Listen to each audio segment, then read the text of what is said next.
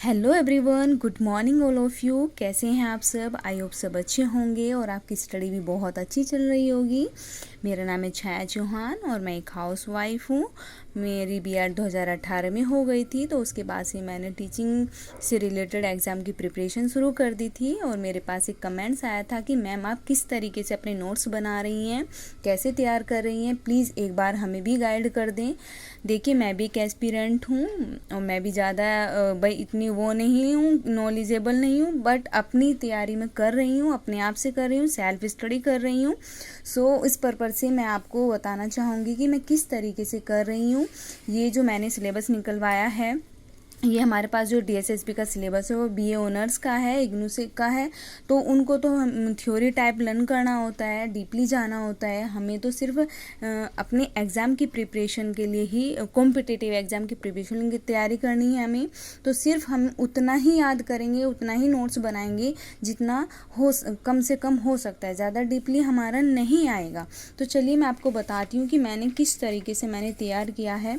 जैसे ये मेरा एक ये राइटर है, राइटर के जन्म और मरण हो गए, पेरेंट्स हो गए, राइटर किस एरिया से बिलोंग करते हैं, राइटर क्या है, वो नोवेलिस्ट हैं, पोएट हैं, और ये ज़रूर हमें एक बार देखना होगा।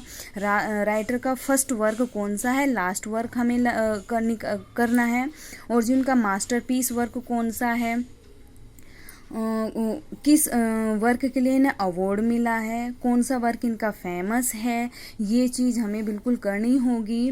और ये किस जॉनर में लिखते हैं, ये वो याद करना है। फिर जो हमें वर्क दिया है, उस वर्क को हमें अच्छे से पढ़ना है, उसकी समरी करनी है, उसके राइटर्स, उसमें राइटर्स हमें कैरेक्टर्स हमें ज़रूर करने हैं, कौन सा कैरेक्टर कहाँ है वो करना होगा।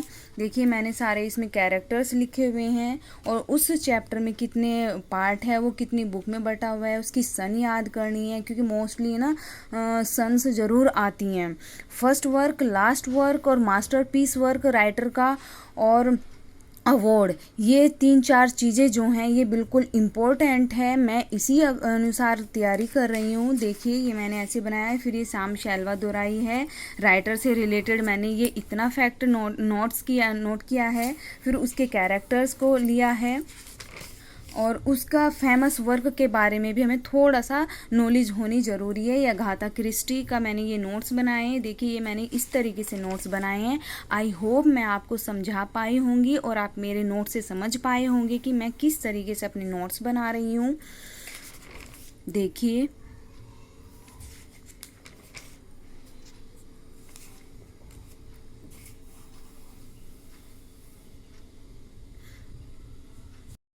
और देखिए, ये विलियम ब्लेक जो चीज़ टैक्स है, पोएट्री होती है, वो तो सब जगह मिलती नहीं है। तो मैं गूगल से सर्च करके ये निकलवा लेती हूँ, और फिर इस तरीके से मैं अपने पास रख लेती हूँ कि आगे रिवाइज़ करने में काम आएंगी। ये समरी निकलवाई हुई है, इसमें ज़्यादा डीपली नहीं होता इन समरी में, सिर्फ अपनी याद के लिए कि इस स्टोरी में क्या क्या हुआ था, कौन से राइटर हैं, वो याद हो जाते हैं। देखिए, ये इस टाइप से मैं निकलवा लेती हूँ।